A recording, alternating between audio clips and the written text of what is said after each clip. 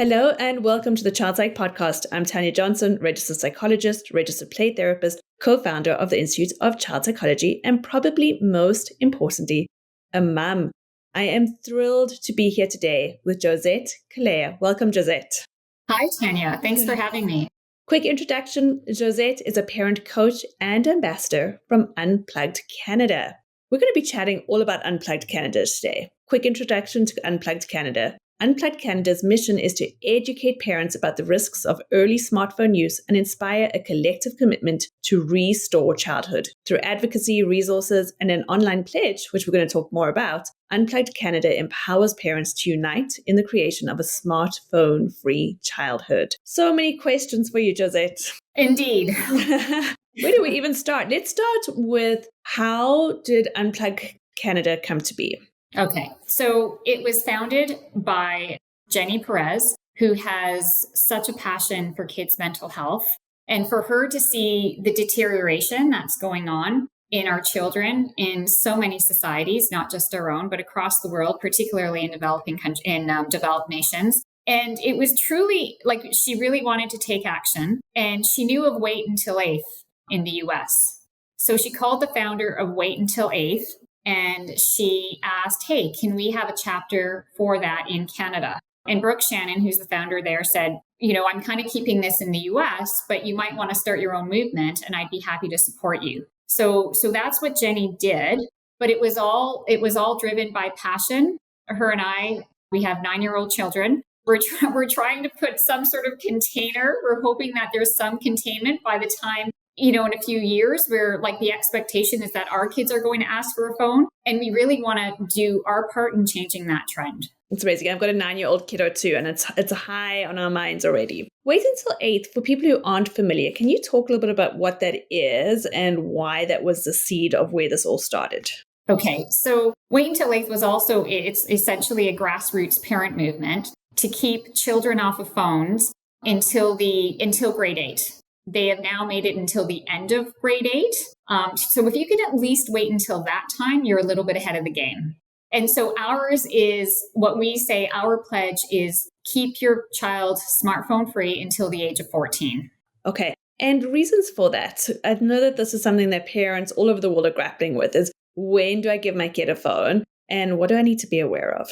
So many things, Tanya. I mean, when you give your child a smartphone, you are opening up a world that I think they're absolutely not ready for it.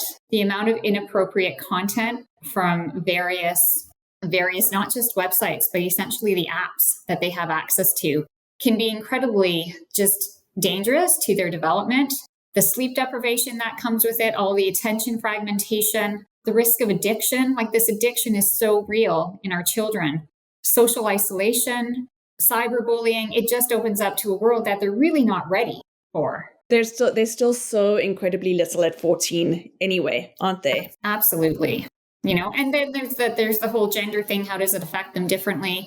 The research does show depression higher in girls, but it shows that boys kind of check out of society a little bit and they get into the gaming a lot more than girls do.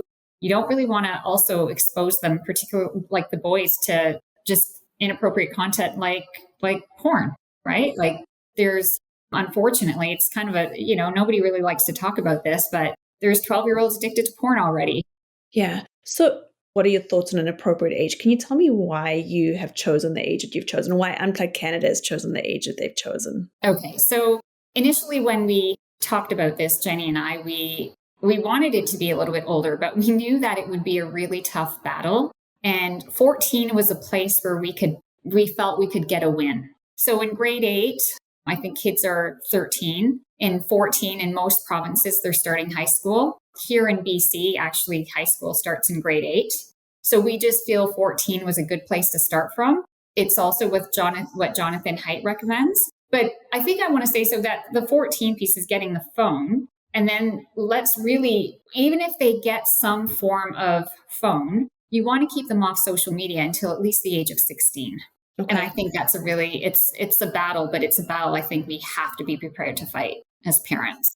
And what is your response to parents when they say, but my kid needs this phone for safety so they can connect with me? What are your thoughts on that? So I hear that all the time. And every parent has their own comfort level in terms of the level of connection they need with their child. If they absolutely want to be connected, there are different alternatives. You can have a dumb phone rather than a smartphone, like a flip phone. You can get those off Amazon for like $45, $50. There is like gradual entry. I suppose you could use a Garmin watch as well. But I would also ask parents, why do you have this need for connection? And really start to examine that, because we do tend to overparent, and we're overparenting to a point where sometimes it's suffocating our kids and stifling them from moving forward. So I think we have to balance that very carefully, but there are alternatives. So, when a child asks for a phone, you don't have to say no. You can say not yet. And I think we need to empathize with our children, but we really need to hold that boundary, right, to protect them. Yeah. And for parents that say, that the abstinence approach doesn't work, that technology is here and it's better to teach our kids and give them a phone early so they can actually learn how to use it as a tool. What are your thoughts on that? So, I agree. Technology is here to stay. But technology doesn't necessarily mean a smartphone either, right? Like there's a range of technology. I think our kids can still use a laptop. They can still use, like iPads get a little touchy because, obviously there's apps and such to that. So you want to make it age appropriate. And I really stress this gradual entry. If you're going to open up yourself to allowing this, then what boundaries are you going to set? What kind of contract are you going to set with your child? What kind of conversations are you going to have? Like, we have to educate our children on the harms. If they don't understand that and we say no as a parent, like that's when the disconnection happens between parent and child, right? We want our children to trust us. Trust comes from building trust over time and from being transparent with them and authentic.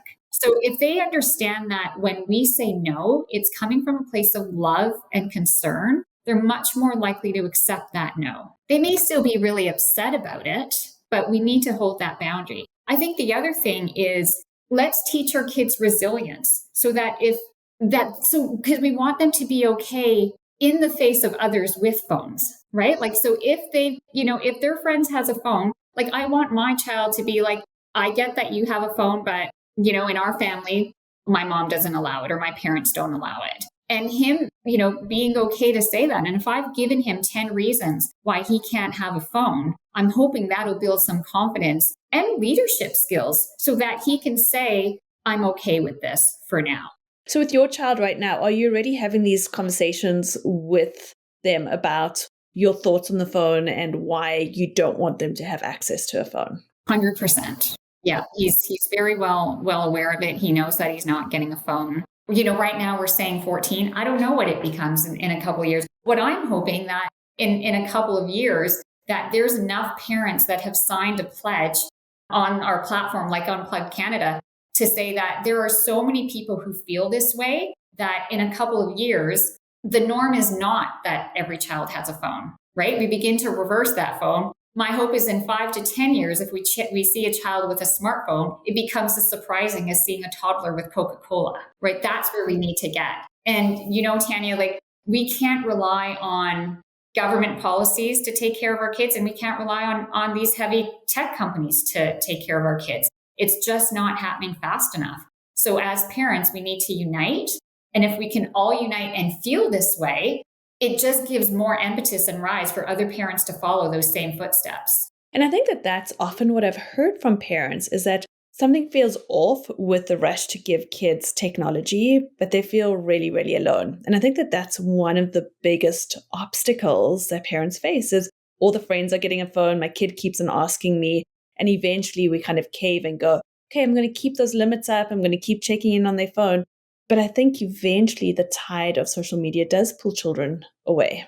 I think we fool ourselves as parents by thinking that we can manage this. And the other thing, you touched on something where I think you said, like, it doesn't really feel right for parents to give a phone. I think like most parents feel that kind of queasiness, like, am I doing the right thing? But we do it because everybody else is doing it. And so what do we need to do? We need to speak up and we need to unite, right? And I think we need to talk to each other, talk to the neighbors. And, I hear so many parents tell me like how their child is changing in front of them after they've had a phone, and so many examples that are so hurtful, can come to mind. It's just such a slippery slope. So why are we risking it? All because we don't want to isolate them.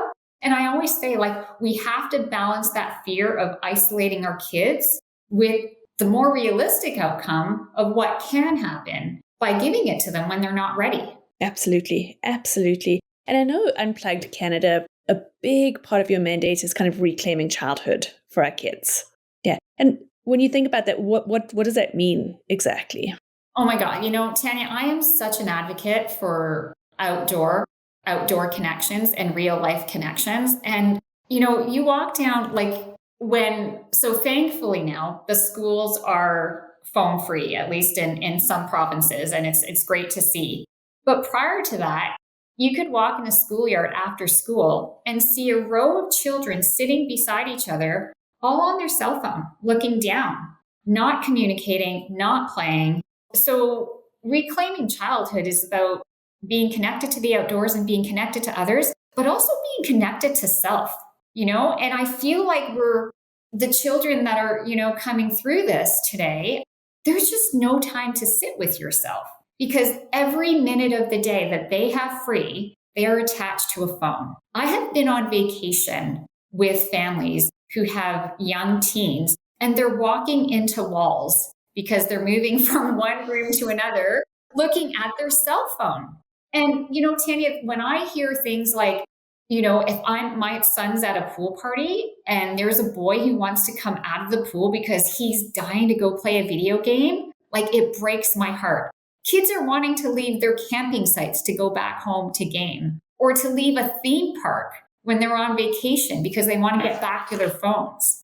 So I find, so how can you have any connection to others or to just the beautiful, just natural outdoors when you're just consistently fixated on trying to get that instant gratification, that dopamine fix from a smartphone? One of the things I see in practice with teen girls particularly is very often as you talk about that kind of knowledge of self, is that knowledge of self becomes knowledge of others. So there's a lot of awareness of what's happening on their social, what's happening, who's liking their reels, whatever it may be. But there's a lot of anxiety that goes outwards instead of stabilizing the core of who am I and who do I want to be in the world. 100%. And they can't even begin to understand that because they're so consumed by, the comparative nature that social media brings to them, trying to figure out who to be influenced by, right? Like this is the other thing we're losing is real live mentors. And their mentors are becoming influencers on social media who may not at all align with the values that you are trying to instill in your child and all that home life stuff that is so important. So I feel like we need to get back to, real life mentors and having children get to know who they are, rather than just constantly, because you can't, it's the practice of mindfulness, right? And meditation. And how can you know yourself if you're constantly, if you've got your mind continuously looking at a screen that is feeding you all kinds of messages that are coming at you like 100 miles an hour, it's impossible to create a pause for yourself. And that to me is very scary. Like it's just a void that, these children are going to have. And I think that there's many adults who struggle with that too. Who am I without the constant allure of technology or my phone or the next notification? Yeah, so 100%. And one of the things I always tell parents, the only way we're going to succeed at this is by setting the example. Like we are the leaders in the home, right? In a family unit, your parents are your leaders and they're going to look to you. And, sometimes, listen, I enjoy the odd scroll on Instagram myself, full transparency. And sometimes, generally, if I'm on the phone around my son, it's usually because I'm doing emails, but he'll call me out on it. And I'll be like, you're right. And I try to make the distinction that it's a work email as if I'm giving myself some grace. But the reality is we absolutely have to set boundaries for ourselves and set the example for them. Joseette, we have the wonderful opportunity on this podcast to interview a variety of different people who have different feelings around phones. And one of our speakers had spoken about the fact that he felt that children reach maturity at different stages. So one 14-year-old is not like another 14-year-old.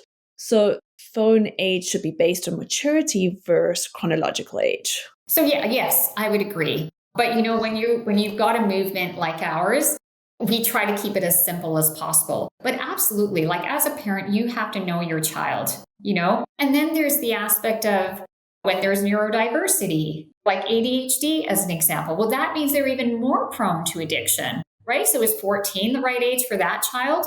Maybe not. So I think you absolutely have to know your child and the maturity level. But I'd say like 14 is just our baseline. It's not the magic number. It's just, please don't do it before then, at the very least. Got it. So for parents who've already given their kiddos phones, what are your thoughts? What are your ideas on it? So I think you can unwind a little bit, I totally get it. It's not here's an example. If you thought, I think actually this is one of Jonathan Haidt's examples, so I won't take credit for it. But I think in his book, he talks about in The Anxious Generation, if you knew that your child was on a train or on a bus that was, about to implode, would you not do everything possible to rein that back? And so I think you can now, I would say to a child, we know more now about smartphones than we did 2 years ago. Or you use concrete examples. I actually see some behavior changes in you, and I expect it might be coming from this. Or let's set some boundaries. I know I let you use it in the bedroom before, but you know what? We're going to put a stop to this because I notice your sleep patterns are changing. You're more tired in the morning. And I need to help. I need to help protect you. Like if you're not going to protect yourself as your parent, I am going to step in and I'm going to create that boundary for you because you can't create it. And I think that all depends on the age, the context of the child. The narrative around why we're not giving a smartphone to a child. I'm going to talk to an 8-year-old differently than I'm going to talk to a 14-year-old. If I'm talking to a 14-year-old, I'm also going to explain that how these tech giants work, how these algorithms work, how they're completely designed to capture you, and keep you there for as long as possible. In fact, we're so good, we know that the younger we get you, the longer we keep you, right? So as teens can comprehend that, and they don't want to be a victim in that. Like nobody wants to be that victim. So I think by truly just giving them the knowledge and the information so that it looks like they're coming up with their own decision and it's just not mom or dad saying no, that doesn't work, right? But no with here's all these reasons why or not yet. I think that's a bit more palatable. It's, as you're talking, it actually reminds me of a lot of the discussions now around consent. So we used to just think that it was a one and done conversation, right? Mom or dad opened up this embarrassing conversation and we all kind of squirmed until the conversation was done. But now we know that consent is a conversation that it has to be developmentally appropriate and it's ongoing with our children.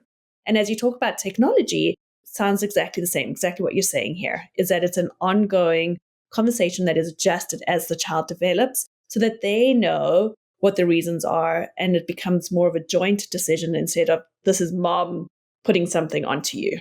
Right. And so, I think your question is, what do you say to parents?